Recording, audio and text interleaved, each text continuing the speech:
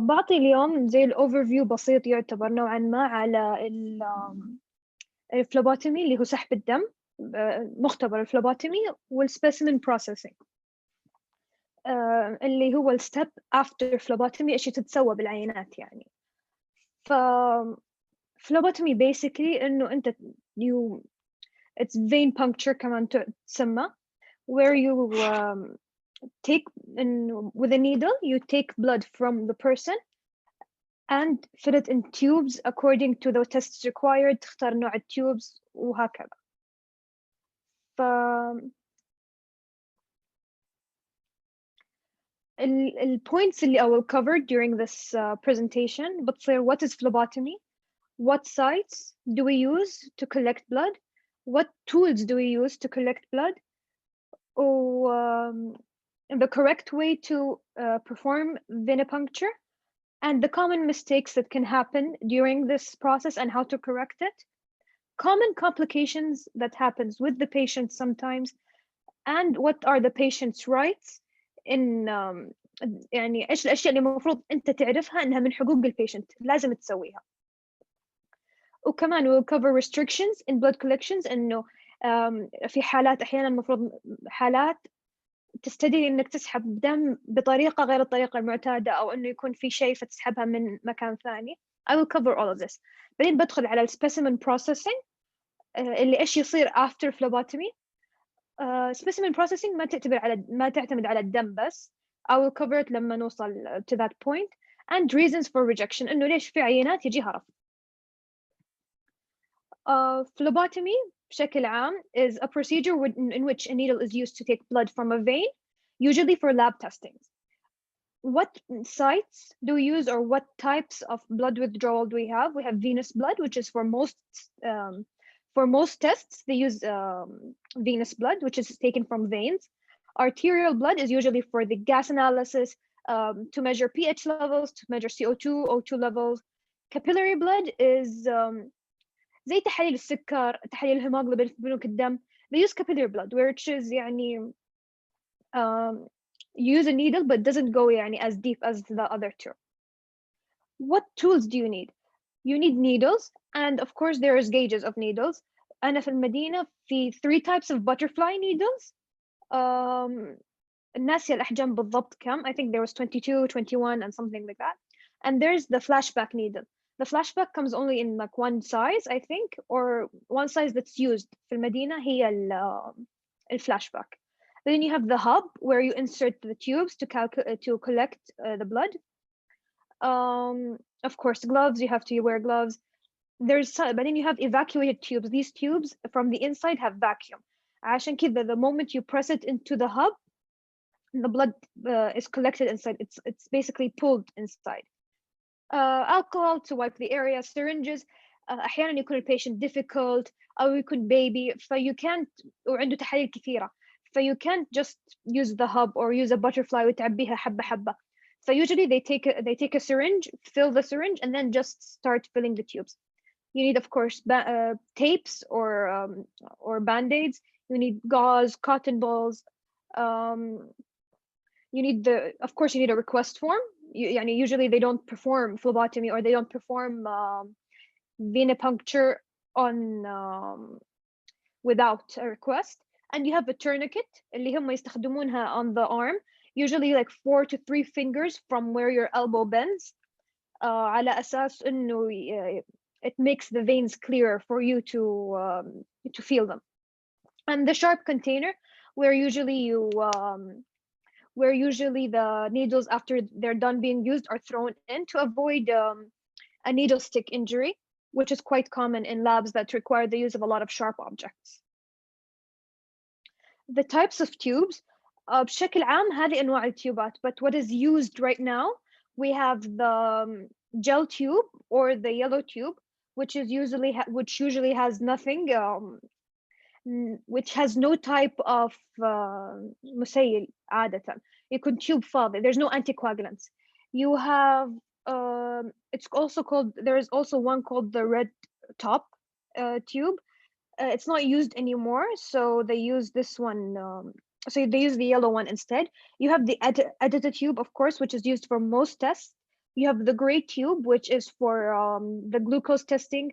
You have the heparin tube, which is the green top tube, usually for cytogenetics or some tests that require certain things, like for example, the edited tube, usually for for hematology tests or blood transfusion samples, hormones like PTH hormone, ammonia testing. You use an edited tube.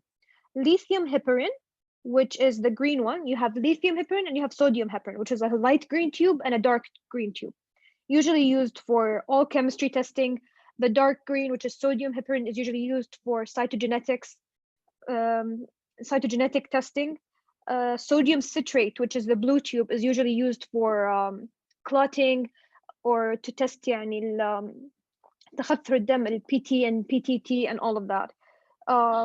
Also, you have something called the fluoride oxalate tube, which also is usually a navy blue tube. They call it royal blue. It's usually also for lactate or glucose sometimes. I think I covered most of them. So for the procedure بشكل عام, you're in the phlebotomy lab, you're in the reception desk. So what do? The patient comes in and tells you their file number. You have to confirm the name, first name, middle name, and initial. You have to confirm these. You have to check for the file number. And when you have to see, you ask the patient which doctor requested this or from which clinic you are from. And then you have to see the request form to see which tubes to prepare. So for example, the test that was ordered was you have biochemistry tests and serology tests. So you prepare a light green tube, and for serology, the yellow top tube. If there is CBC, for example, which is a complete blood count, or CBD, it's complete blood differentiation count, you use edited tubes. Glucose, if there's a glucose test, you have to use the gray one. Also, you have to see additional information after the procedure has been done. You have to type in when was it collected, time and date, and who collected it. In the phlebotomy, في المدينة الملك فهد, they have this book where they put the initials of, like, the patient is, let's say, Sarah. Sarah was the person who drew blood from Sarah was فلان فلاني. They write their names on it. And then as a procedure, then you have to start. Now you're actually going to deal with the patient. You wear your gloves. You choose the appropriate gauge of needle, so either a flashback or a butterfly.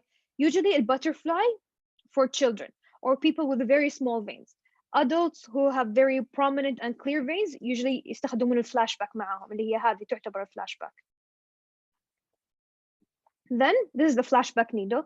So you see the gray part, it has to be twisted into the hub, and you securely twist it so the needle does not move within the patient.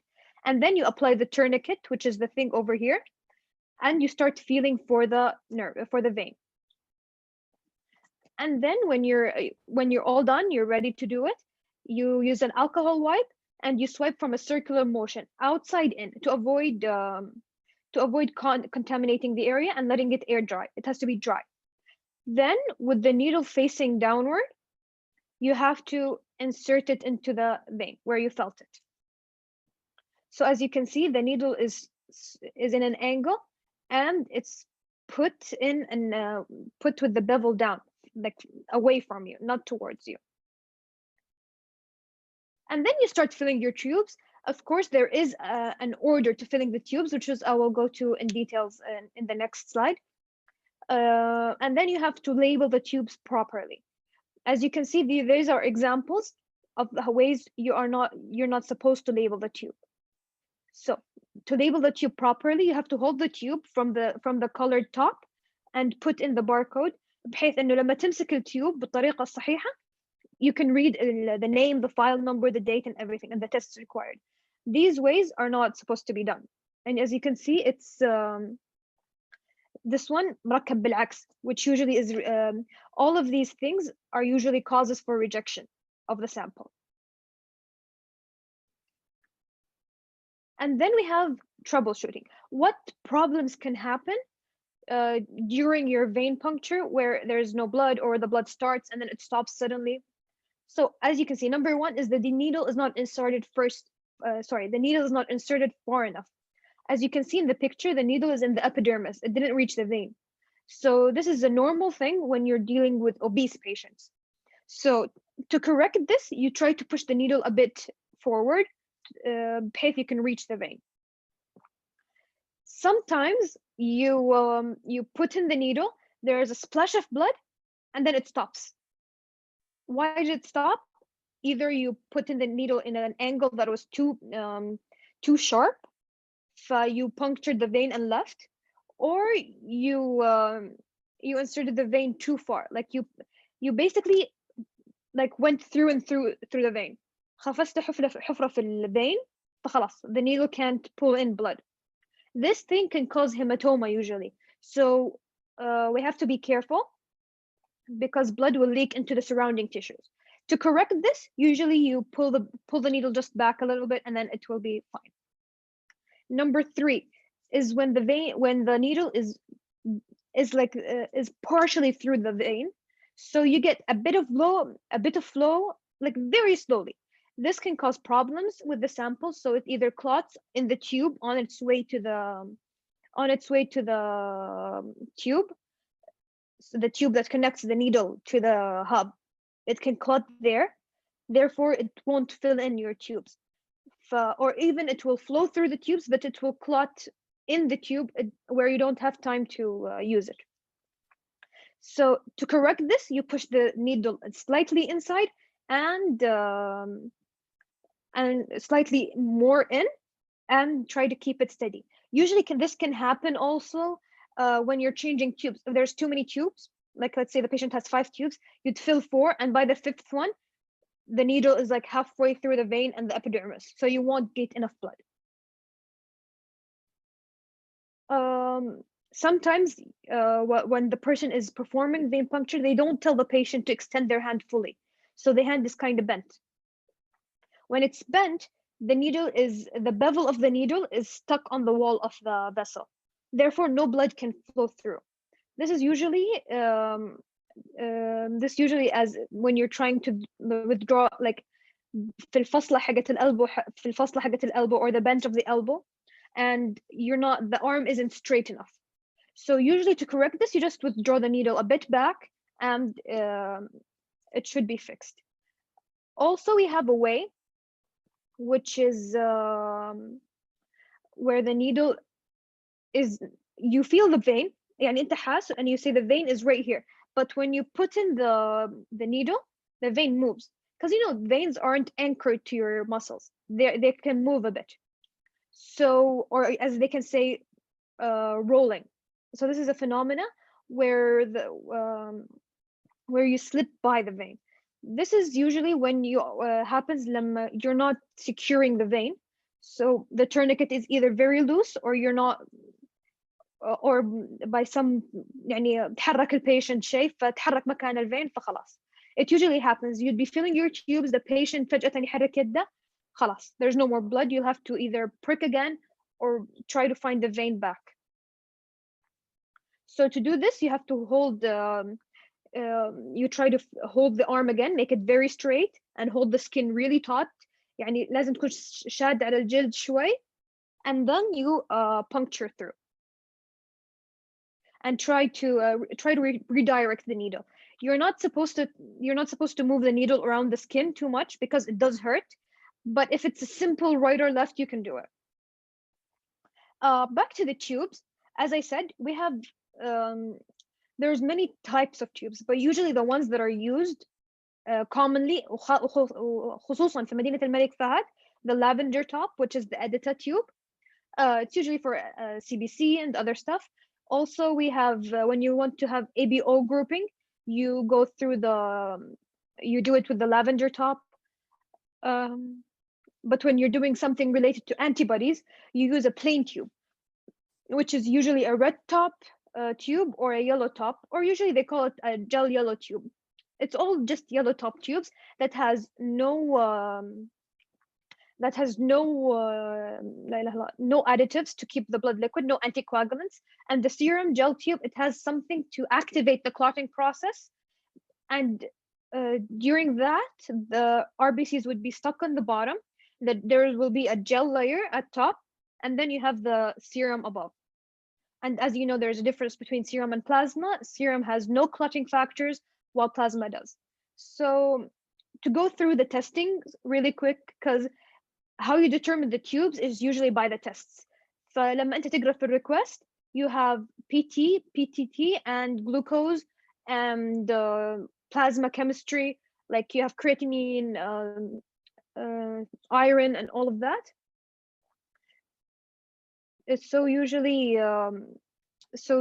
you know the tubes to use. So blue top, sodium citrate is the anticoagulant in it, and you use PT, and you use the blue tube for that. For example, the editor, as I said, for CBC, green top. There's two green tops, the dark one and the light one, and it depends on what type of testing is needed. The order of tubes, as I said, you fill the tubes in a certain order. Probably each lab has their own manual, but usually the international, or what's known, is usually كيف أنا حفظتها وأنا في المدينة عشان I remember, by Greg. But blue, yellow, green, editor, and then gray. So the blue tube, which is this one, it usually needs to be filled to the top for the testing. So يستخدمون two tubes. One tube to pull the air from inside the phlebotomy tube اللي يمشي في الدم, and then they use a different blue tube and fill it full to the line. And then yellow, there's طبعا في التيوبات في limit, يعني مثلا هنا this line indicates to which لوين لازم تعبي. So once you reach this line, you're good to go. وحسب size التيوب, because I'm sure since most of you are labs or whatever تخصصكم, or maybe you've seen you've done blood tests before. في أحجام, في like the 3 ml, في the 2 ml, and then there's like the 5 ml. فحسب عمر, يعني حسب البيشنت, هو كبير صغير, a lot of tests would need to be run. So على هذا الأساس يختارون حجم التيوبس. Okay, common complications that can happen to the patient, يعني hematoma is the most common one. لما تسحب دم ويجيك من ثاني يوم تقول يدي زرقت, this is called hematoma. The patient كان يكون عنده phobia, أو يخاف من الإبر, أو إنه يعني بعض البنات أحيانا مرة يخافون, وبعض الأولاد يعني شفت أنا كل شيء في المدينة. dizziness, fainting, ممكن يبدأ يرجع وانتو كرامة, أو ممكن إنه بدل you puncture a vein, you puncture an artery. Arterial puncture is very complicated. You need very, very special training to do it, since it's painful for the patient sometimes, and you won't get accurate results for the tests that you want. Patient's rights. You have, when you go to the patient, you introduce yourself. No, مثلا الحين أنا دخلت على patient, السلام عليكم أنا ريما, no بسحب لك. إذا سألك what is the test, why are you doing it, مثلا أنا ما أبغى, all of this is stuff you have to put into consideration. So you have to explain what you're doing. تقولين لا أنا بس بعقم المنطقة, أنا بدخل الإبرة الحين. You have to say that. لازم تشتغل, يعني إنه ما تقول والله إنه I didn't feel a vein, بس بحاول يمكن تدخل. You have to have integrity while working. مفروض تكون أحيانا مقدر لهم. في المدينة phlebotomy labs are separated في الأدوار. So you have 7 floors, each floor is responsible for the clinics there. So مثلا أنت في pediatrics, you have to take into consideration these are children. أنت مثلا في oncology, you have to take into consideration these are cancer patients. So you have to have compassion, you have to have empathy, you need to be a good communicator. You can't just go in بسحب لك وخلاص. لا, لازم إنه السلام عليكم كيفك. Try to ease the situation, تهديهم. ومن حقوقهم إنهم يدخلوا يلاقوا الاريا clean. ما يجي يدخل يلاقي أنت فاتح علب من البيشنت اللي قبلك, ولا في دم انكب وأنت ما مسحته. protection of privacy. أحيانا الفيميلز يطلبوا إنه يسكر ستارة. ما تجي والله تقول فلان الفلاني توني سحبت له, هو فيه كذا كذا كذا, أو شفتوا فلان هو طالبين له تحليل كذا, فإنه شلون. These are things you have to respect. And لو جاك البيشنت قال أنا ما أبغاك تسحب لي, that's it. There's nothing you can do. You have to say okay. ترفع to your supervisor إذا كان البيشنت, يعني في patients مثلا يبغون ناس معينة, هذا اوكي يعني يراعونهم الستاف احيانا. بس لو قال انا ما ابغى احد يسحب لي، انا ما راح اسوي التستنج، هذا طبعا انتم the supervisor needs to be told. Therefore the supervisor يقول للكلينيك انه فلان didn't want us to perform phlebotomy and we can't do anything about it. Restrictions on blood collection. As I said, في areas ما ناخذ منها دم نحاول. For example, people who got mastectomy, which is usually in breast cancer, تحاول ما تسحب من الarea or the side that had the mastectomy. So for this, in this picture, for example, you don't use this arm because of the lymphademas that are there. You might get inaccurate results. Scarred tissue, burned areas. Trying to puncture these areas since they are thicker than normal skin، لأنه معروف الفايبر أثقل من الفايبرس tissue اللي تصير after scarring or after burning is thick. So you might be having difficulties finding veins. You can't even palpate it right. ممكن إذا حتى you palpate it you can't reach it. So you try to avoid this area. لو مثلا أنت داخل عند cancer patient في inpatients usually هذول يسوون phlebotomy للناس اللي منومين في المستشفى.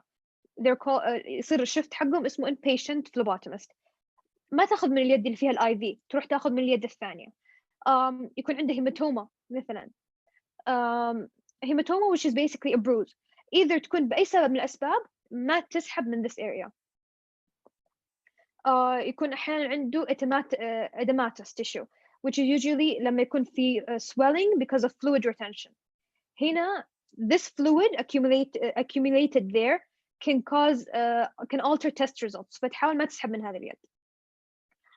الحين بوري زي فيديو بسيط. واحدة من صاحباتي سحبت لي دم و there is a mistake هنا. after we're done watching لو تبغون تشاركوني يعني نشوف ليش what's the mistake or who can point the mistake in it. As you can see حطت التورنيكت and she felt for the vein and now she's cleaning the area.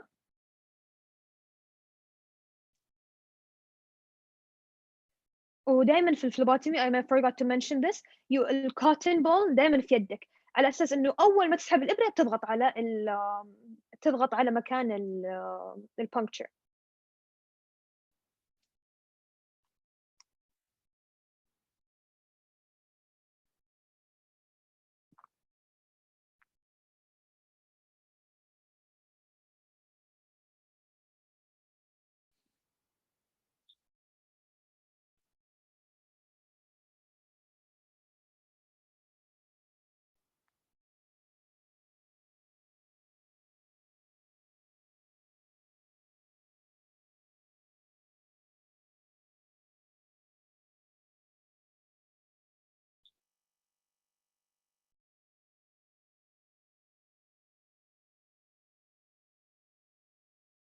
As you can see هذا اللي في الأخير this is the butterfly. تشوف الهب it's connected over here and you just switch tubes without affecting the patient. في البداية هنا this is the flashback. تكون النيدل stuck يعني قريبة من الهب قريب من السكن and you switch needles هناك. So as I said there was a thing that happened هنا مفروض ما يصير. So did anyone try to did anyone notice what is it? And you can comment. The comments are open.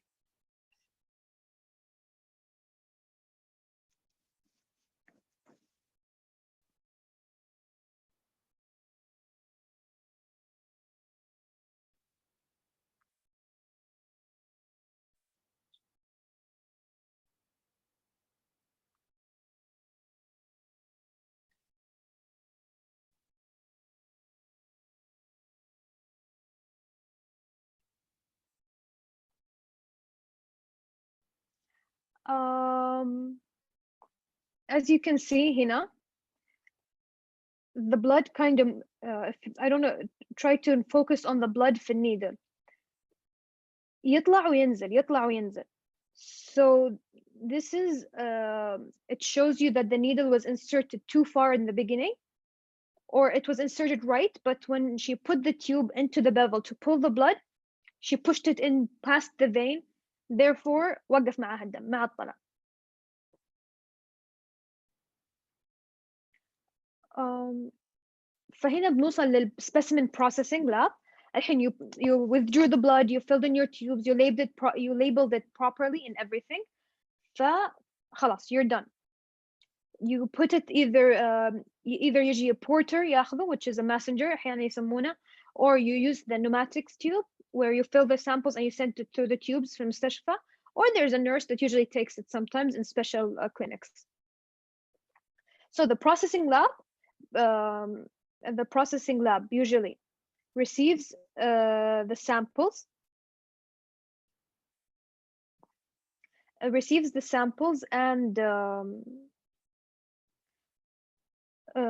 receives incoming laboratory samples. So either urine, blood, stool samples, كلها يعني تتسلم للprocessing, والprocessing بعدين يفصلها. Some samples are directly sent to their labs. مثلا urine and the stool samples that are sent to the microbiology lab, usually the messenger and the porter sends them there directly. But the rest of the samples have to go through processing first.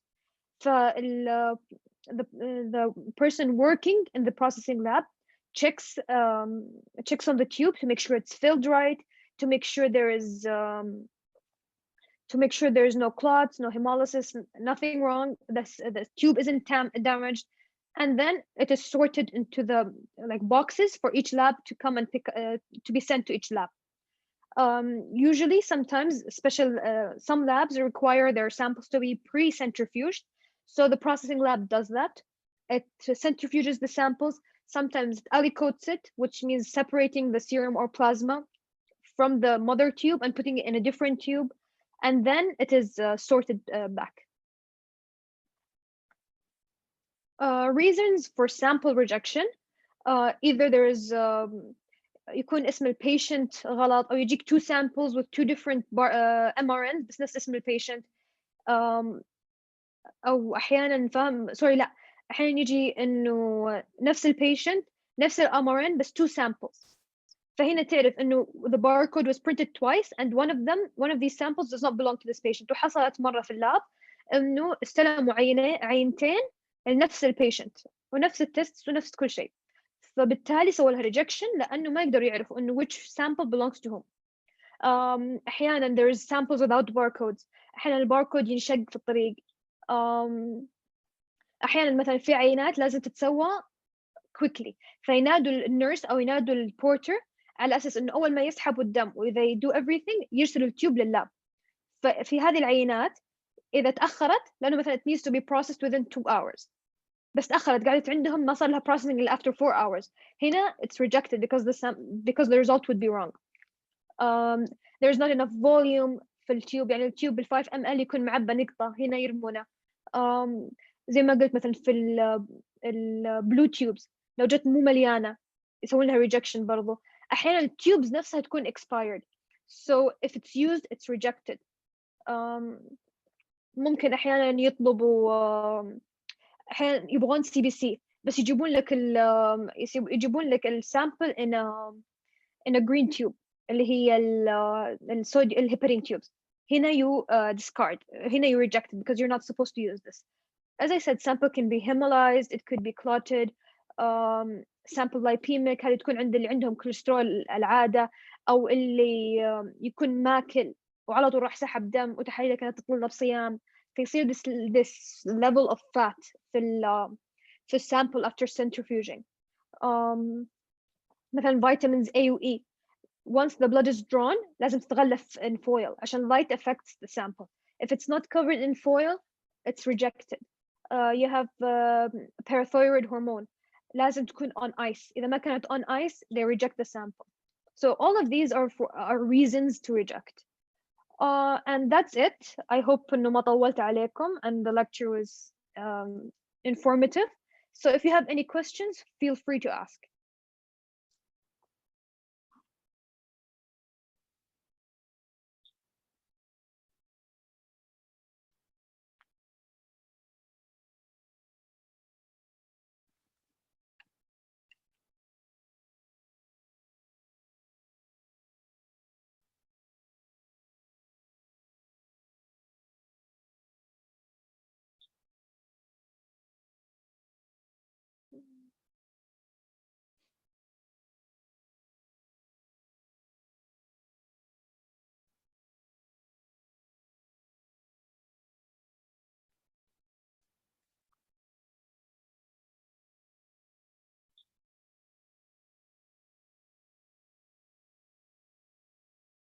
thank you all for listening.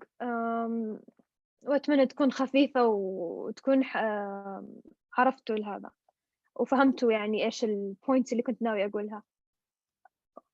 طبعا برسل الباوربوينت هذه للبنات فيقدروا يحطوها على التويتر حقهم فتقدر تحملها منها.